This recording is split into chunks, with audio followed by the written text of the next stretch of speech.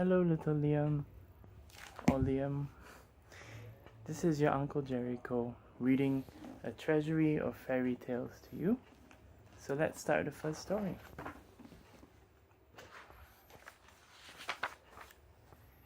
Our first story begins with Little Red Riding Hood.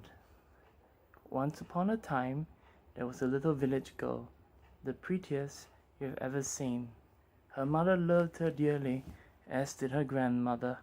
She had made her a little red hood which suited her so well that everyone called her Little Red Riding Hood. One day her mother said to her, "Your grandmother is not very well. Go and see how she is. You can take her some cookies and this homemade jar of jelly." Little Red Riding Hood left right away to visit her grandmother, who lived in another village. As she was walking through the forest, she met a wolf.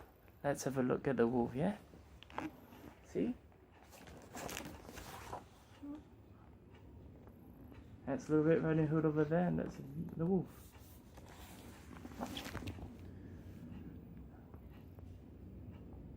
He would have liked to gobble her up on the spot, but did not dare to because there were some woodcutters nearby in the forest.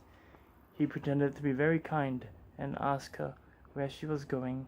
The poor girl did not know that it was dangerous to talk to a wolf, and she said to him, "I am going to see my grandmother, to take her some cookies and a jar of jelly my mother made for her."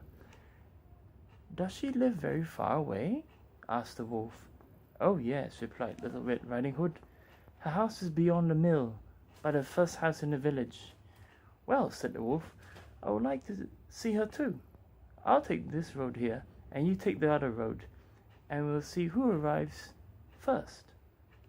The wolf set off on the shortest path, running as fast as he could, while the little girl went by the longer path, amusing herself by gathering nuts, running after butterflies, and picking small bunches of flowers. It did not take the wolf very long to reach the grandmother's house.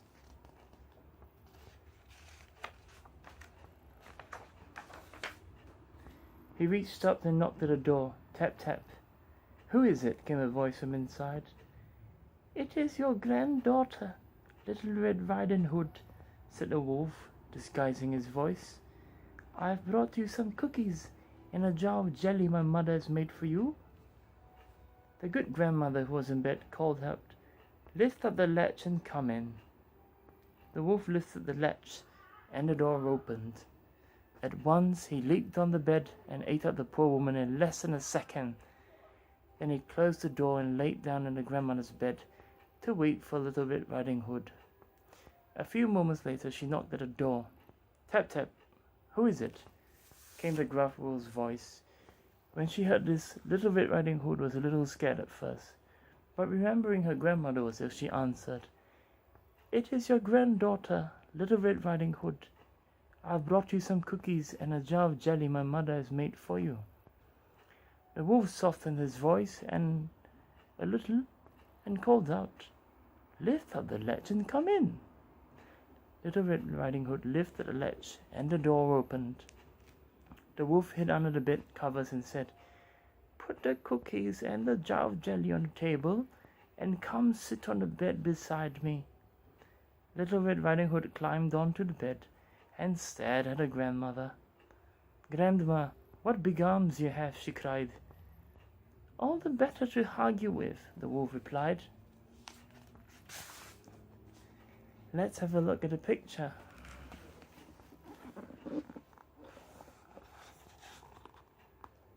That's a big bad wolf on Little Red Riding Hood's grandma's bed, disguised as grandmother.